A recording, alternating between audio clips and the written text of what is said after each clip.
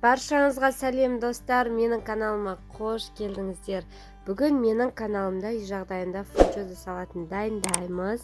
Бірінші видеоны көрместен бұрын каналыма тіркеліп, қоңыраушаны басып және лайк басуыңызды сұраймын. Фунчоза салаты менің сүйікті салаттарымның бірі, сондықтан мен жиі дайындаймын. Бізге осындай фунчоза лапшасы қажет. Үстінен ыстық қайнап тұрған суды құйып 6-7 минутқа бетін жауып қалдырамыз.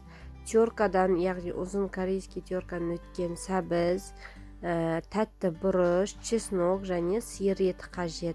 Осының барлығын шет-шетінен соломка етіп, яғни ұзынша етіп турап шығамыз.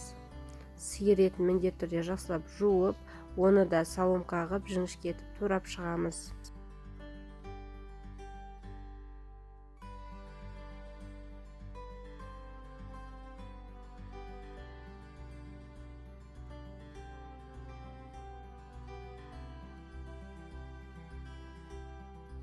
Мінекей бізде лапшамыз дайын, осындай болып пісті.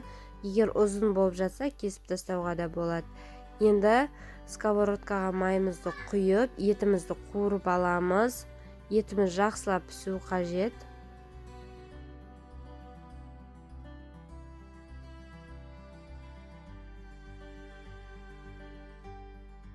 Біраз қуырғаннан кейін үстіне соя тұздығы, яғни соевый соусты құйып, тағы да қуырып аламыз. Және етіміз шикі болып қалмасы үшін үстіне кішкене су құямыз. Етімізді міндетті түрде 15-20 минутқа бұқтырып аламыз баяу отта, өйткені етіміз жақсылап пісуі қажет. Ендігі осы еттің үстіне чеснок пен тәтті бұрышымызды қосып, тағы да 5 минутқа қуырып аламыз.